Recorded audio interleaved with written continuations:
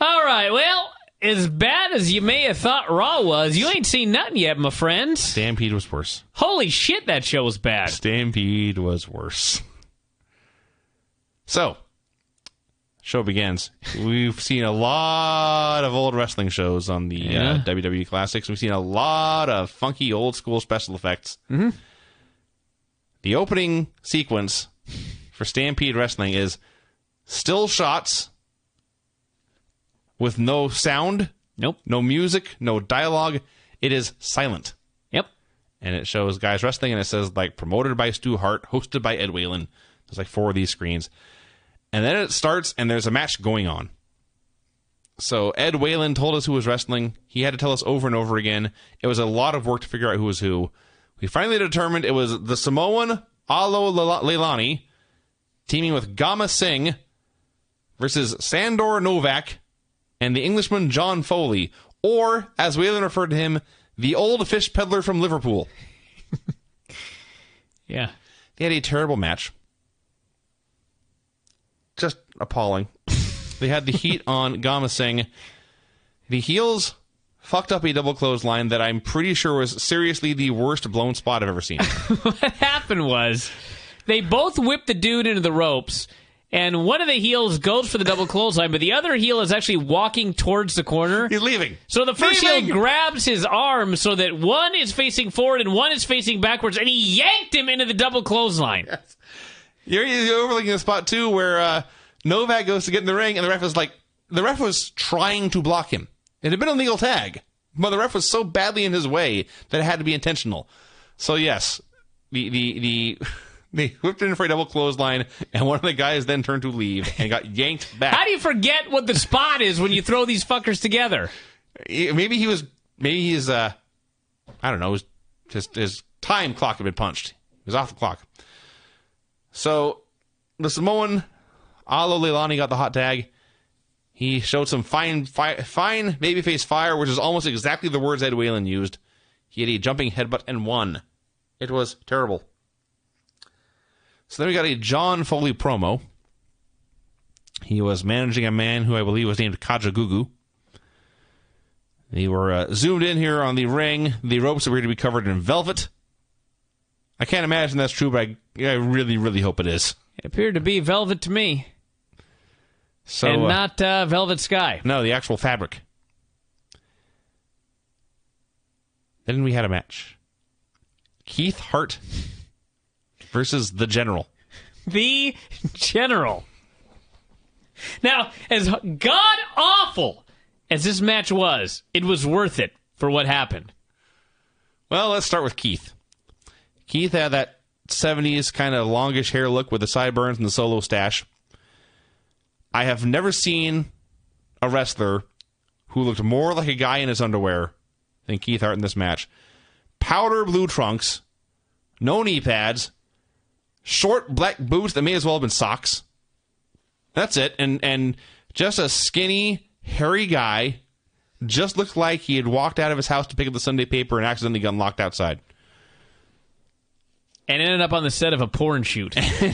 or a wrestling match. I'm not sure which is worse. So here is what would happen.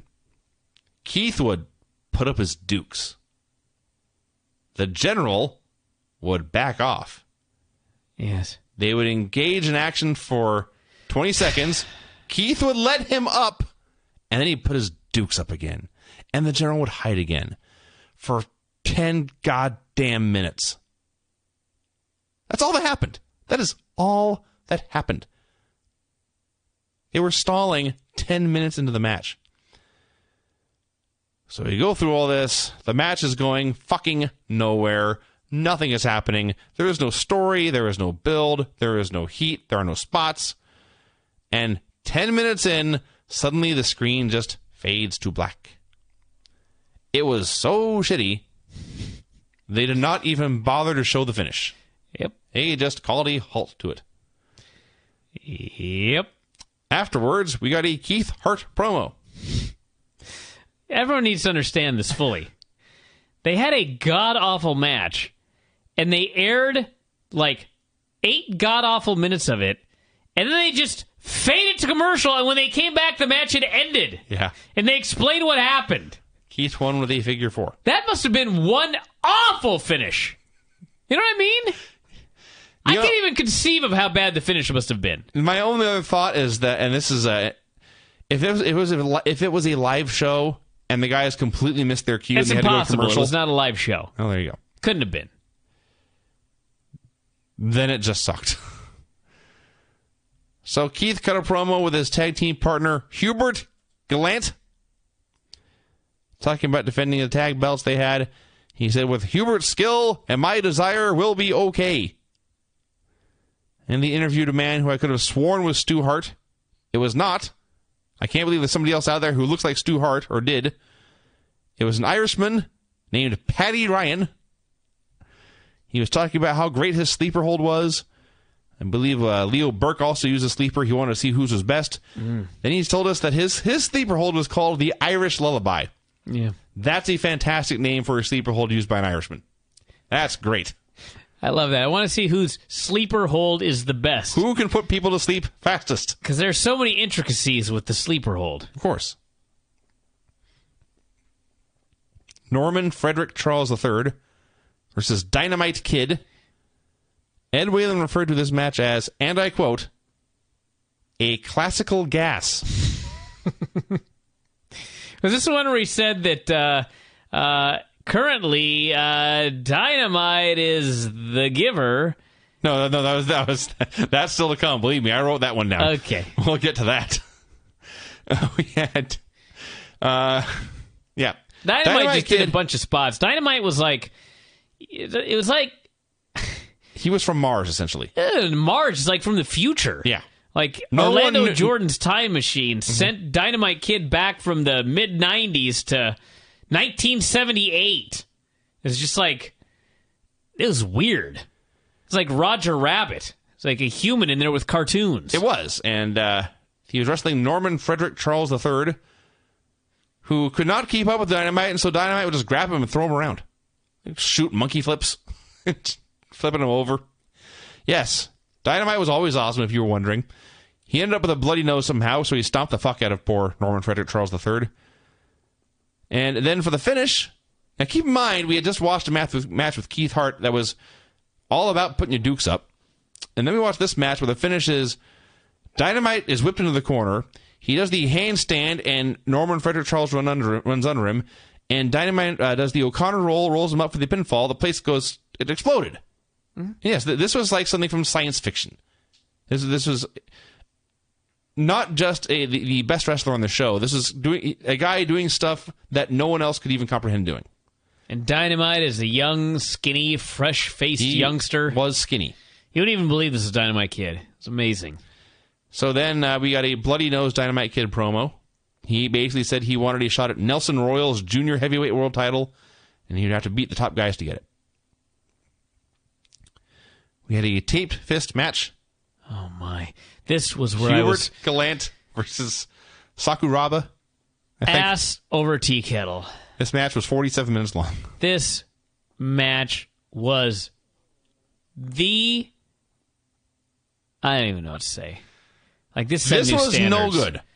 This is like if you take that Velvet Sky Brooke Tessmacher match and you stretch it out to 20 minutes and pinfalls aren't allowed, but they keep going for them. That happened. And there's supposed to be a standing 10 count, but the ref only randomly does a standing 10 count. That also happened. And then he counts really slow. Yeah. So you're screaming at the screen, count faster! Yeah. Stay down! This match sucks. The ways you could win were pinfalls do not count. You could win by knockout or by forcing your opponent to say uncle. I said uncle early on, and it didn't work. This is also the match where Hubert Gallant was on offense, and Ed Whalen said, and this is a quote, Gallant pitching and Sakuraba catching. Which, let me tell you, had that been accurate, I think it would have been more entertaining. I felt like I was catching through this entire match. Well, that's Right in unfortunate. the ass. That's unfortunate. Right in the ass for 12 minutes. This was, don't get me wrong, this was goddamn awful. I thought the Keith Hart match was worse. Really? Yes. I think you're wrong. Now, part of that may be I had given up I was You watching. were busy photographing me. I was taking pictures. I was watching you much more than I was watching this match. I was watching this match upside down, and it wasn't getting any better. These guys were grappling on the ceiling. It still sucked. This was a horrible, terrible, god-awful, really bad match. Then we had our main event. And best part was his taped fist match with a standing 10 count is the only way to win. And the ref just stopped the match. Yeah. I was like, why didn't you do that 15 minutes ago, you asshole? The best was Stu Hart, who had been identified as the promoter. He was at ringside calling for the match to be stopped. And we were like, good. Join the club. Yeah, we all want this match stopped. End this match now. Yes. Who had the match where Vince came out and just said, stop it, you're done, go to It the was back? Rhino and somebody else, I forget. Yes. Sadly, Vince was not here to do that for this match. We needed Tim Flowers here to just come out with a chair and start swinging. Yeah. Actually, They he may have been still be there. wrestling right now. I'm not sure. That match may still be going on somewhere in Calgary. Lance should check on that. See if you can find Hubert Humphrey and whatever this other idiot's name was. The main event, which I failed to write down anything for.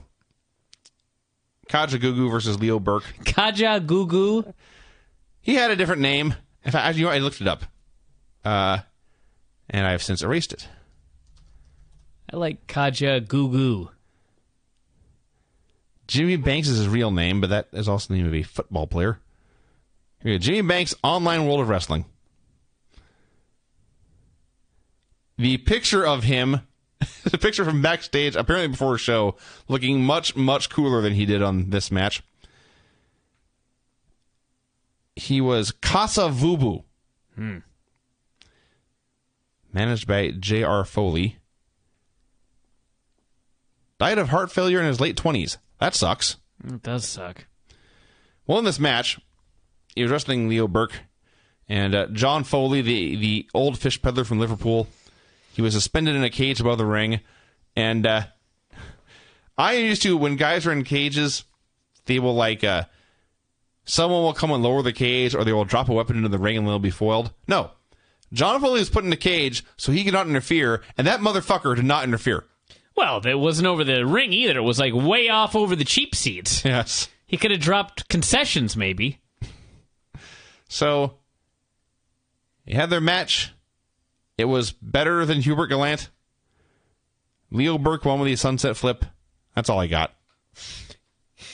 Leo Burke was fine. This is better than the other shit we watched. Although the idea of Leo Burke as the champion of North America, which, as I noted while watching the show, includes Canada, Mexico, and Puerto Rico, that was appalling to me. As a North American, I'm offended. This was no good, everybody. This was a horrible professional wrestling television show. And how...